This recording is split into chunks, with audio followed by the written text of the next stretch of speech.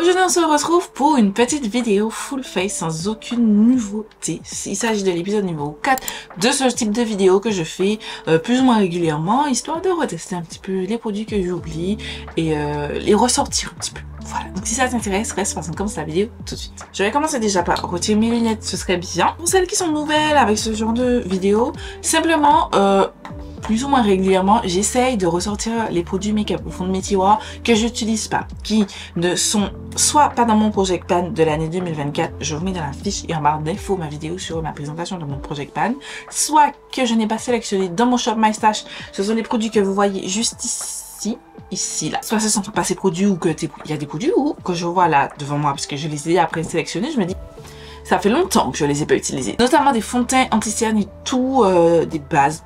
Genre, parce que, vous savez, ça fait plusieurs mois que j'utilise que ce qui est dans mon Project Pan. Et là, c'est une vidéo, c'est l'occasion de ressortir un petit peu, de retester, de vous redonner mon avis, etc. Je viens d'allumer ma petite boîte à lumière parce que je viens de me rendre compte que je l'avais pas allumée. On va commencer par rapidement le teint. Je vais déjà appliquer mes bases. Donc, pour la première base, j'ai pris la Glow Recipe Strawberry BHA Pore Smooth Blur Drops. Comme je vous ai dit dans l'intro, je n'utilise pas trop cette primer, simplement parce que, dans mon Project Pan, j'ai déjà un primer. J'en avais deux, j'en ai terminé un. Et du coup, j'ai encore un en cours de test. Et je me focus tellement sur terminer celui que j'ai toujours en rotation que je n'utilise absolument plus aucun de mes primers. Et il faut quand même les utiliser, quoi. C'est un primer que j'aime beaucoup. Je trouve que c'est un primer hydratant qui va hydrater. Il va pas flouter dans le sens où il va lisser comme mon Too Faced, vous savez qu'il lisse votre dessous d'œil. Non, on n'est pas du tout sur ça.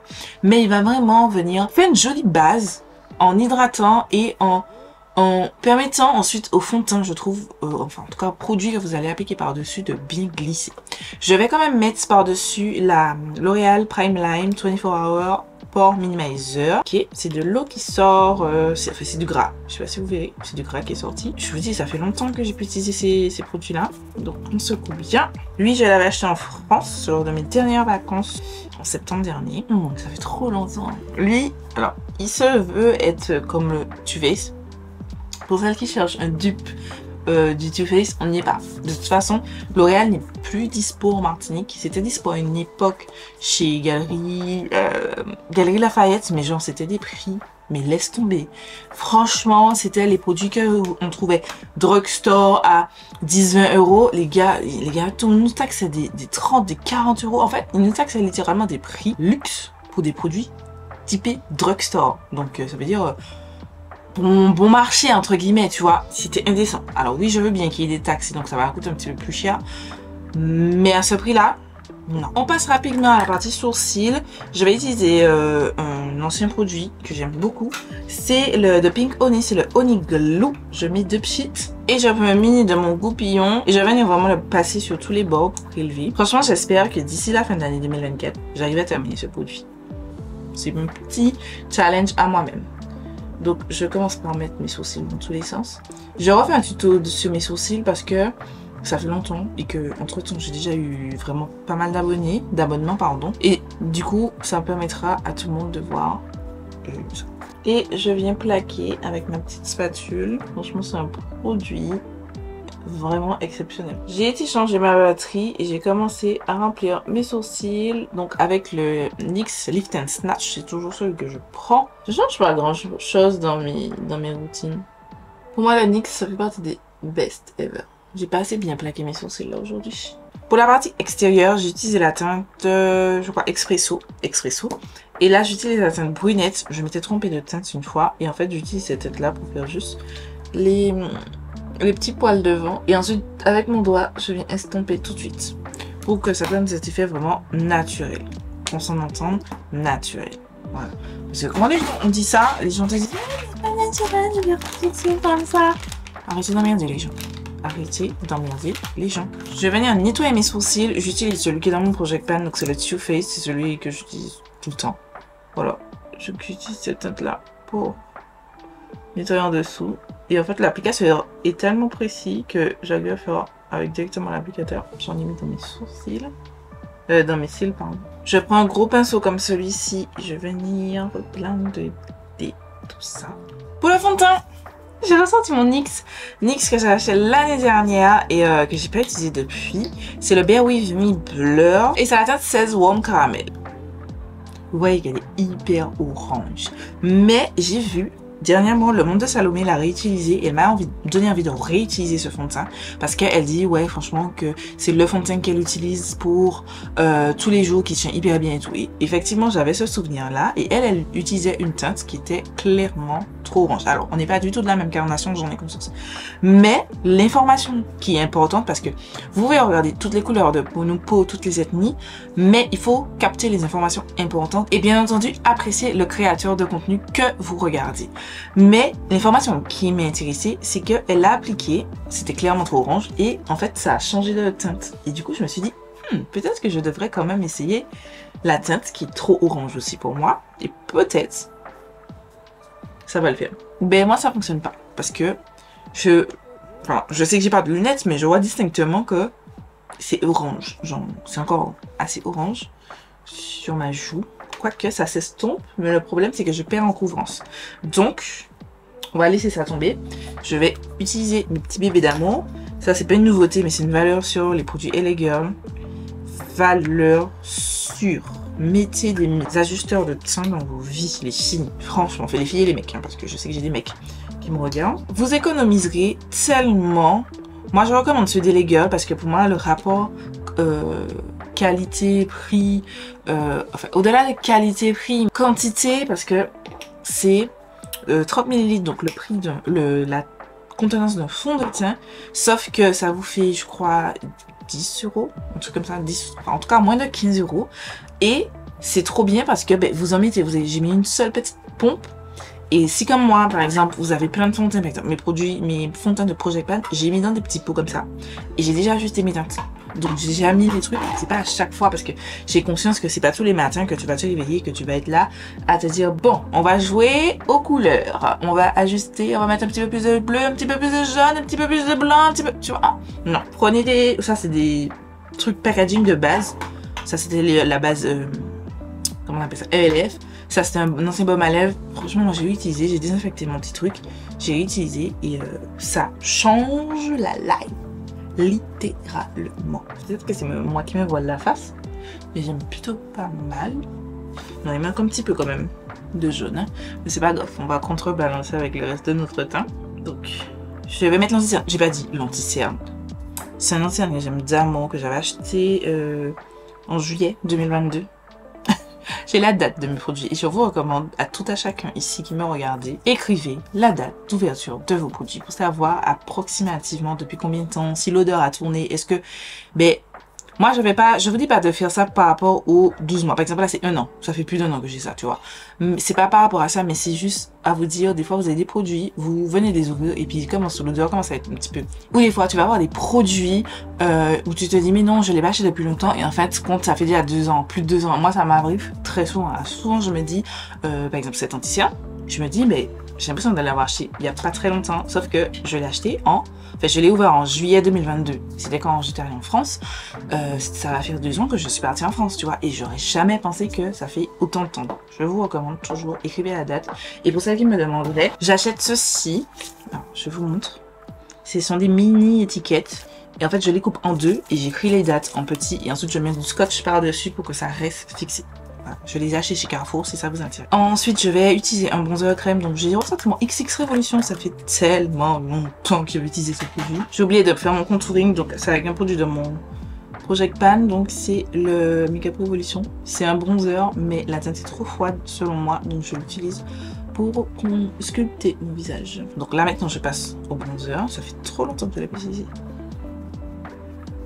J'utilise vraiment beaucoup les autres, mais pas celui-là. Moi, j'utilise plus ce bronzer. J'aime bien parce qu'il fait très naturel. Je pense que c'est un bronzer où on peut pas se couper. J'aime beaucoup faire ce genre de vidéo parce que ça me permet de ressortir un petit peu les produits oubliés, tu vois. J'ai quand même beaucoup de make-up et beaucoup plus qu'il n'en faut pour une seule personne. Et c'est pour ça que je fais les Shop My Stash, Project Pan, etc. Surtout les Shop My Stash pour avoir une rotation dans mon make-up. En blush, j'utilise ceux de mon Shop My Stash. Je sais pas trop qu'est-ce que je fais comme make-up, mais j'ai bien envie de mélanger les deux de mon Shop My Stash. Made by Mitchell, j'en ai pas des masses de blush, donc c'est pour ça que je me permets de les utiliser. Donc j'ai le Shy Boy du blush et j'ai la teinte Mango Daiquiri. Et la dernière fois, dans la dernière vidéo que vous avez vue, à savoir la vidéo de mercredi que je mets dans la fiche sur barre d'infos, je vous ai dit que j'ai mélangé, c'était la teinte Mango Daiquiri et Toasted Terracotta et j'avais kiffé, littéralement kiffé le rendu des deux teintes mélangées. Donc ça me permet de voir est-ce que j'aime bien ces deux petites teintes entrées. Les Blush Made by Mitchell, ne faites pas l'erreur, c'est une joue après l'autre. C'est cute, vous trouvez pas comment c'est beau? Ah, cute. J'en mets beaucoup de blush crème parce que je vais venir l'estomper. J'ai pas encore estompé mon anti-cerne, c'est pour ça que je laisse mon anti-cerne. Ça me permet à l'intérieur de sécher et aussi ça me permettra de camoufler un petit peu mon le blush parce que il est très présent. Voilà. Et moi je suis plutôt team bronzer que blush, donc je vais passer à blender mon anti-cerne. J'utilise mon éponge très clair. Moi je vais passer une quantité aussi claire et je sais que j'ai pas vu le soleil parce que comme je fais mon traitement au rétinol, j'évite le soleil comme la peste. J'ai pas assez de couvrance, donc je vais mélanger un petit peu. C'est ça le problème quand vous utilisez pas vos produits. La texture change et j'avais pas souvenir qu'il n'était pas aussi... Il n'était pas couvrant. Ouais, là tu vois, c'est mieux. En fait, il faut bien mélanger vos produits. Je vais accélérer un petit peu quand même, je traîne beaucoup, mais j'ai sorti comme poudre la Anastasia Beverly Hills Loose Setting Powder que j'ai en tête banana, qui est gigantesque. Je vous donne une mission. Donnez-moi en commentaire vos créatrices de contenu black. Parce que je me rends compte, alors, c'est peut-être... Enfin, on est là pour une discussion. Je suis pas beaucoup. J'en suis pas beaucoup. En tout cas, qui parlent de make-up. Je suis... En termes de make-up, je suis exclusivement des gens qui ne sont pas de ma couleur de peau. Sauf Tatiana Anissa, qui fait du contenu make-up régulier. Alors, je suis d'autres créatrices de contenu machin, noir, etc. Mais qui font du make-up, qui parlent des nouveautés et tout, j'en ne suis pas beaucoup. Et du coup, si vous en avez, dites-moi. Donnez-moi les noms en commentaire. Plus, je cherche aussi des filles, et là, peu importe leur couleur, que vous aimez, qui font des project pan et tout sur YouTube. J'ai pas dit. La première partie c'était sur YouTube, absolument. C'est bon, sur TikTok et Instagram, bon, je suis plein de gens, mais sur YouTube. La partie project pan, c'est peu importe la couleur de peau. Je voudrais des gens qui font des project pan, des updates et tout. J'aime bien voir ça, mais je suis ça beaucoup sur Instagram. Et là, je me dis, j'aurais bien aimé regarder des gens qui, parce que ça, je n'ai aucune personne comme ça, qui font le même type de contenu, donc c'est-à-dire project pan, qui ne sont pas forcément en low buy ou no buy, mais qui sont juste dans une démarche d'utiliser leurs achats et tout, un petit peu dans ce que j'essaye de faire sur ma chaîne, en partie, même si je teste du nouveau make-up, mais on est quand même dans une histoire de moins s'acheter. Oh là là, mon dieu. Vous trouvez pas que mon dessus d'œil est clair, gris, moche? Oui. Ça me saoule. Faudrait que je commence à retester cette poudre pour savoir si je l'aime en sépare ou pas. Parce que la couleur, vraiment, c'est pas une banana.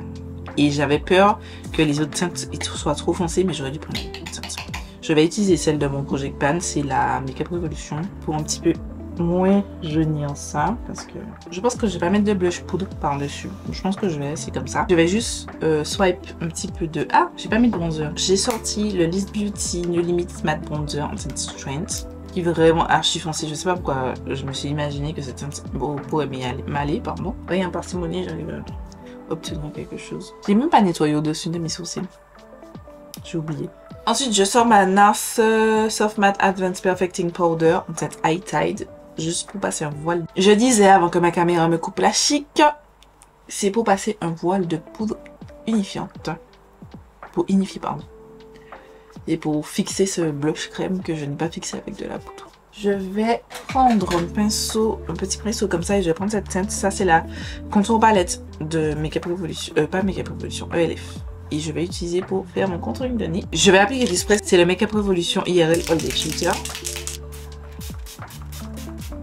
Pendant que le spray a séché, j'ai appliqué rapidement ma base pour les yeux et j'ai poudré donc avec cette poudre, ce fard là, en dessous de mes sourcils.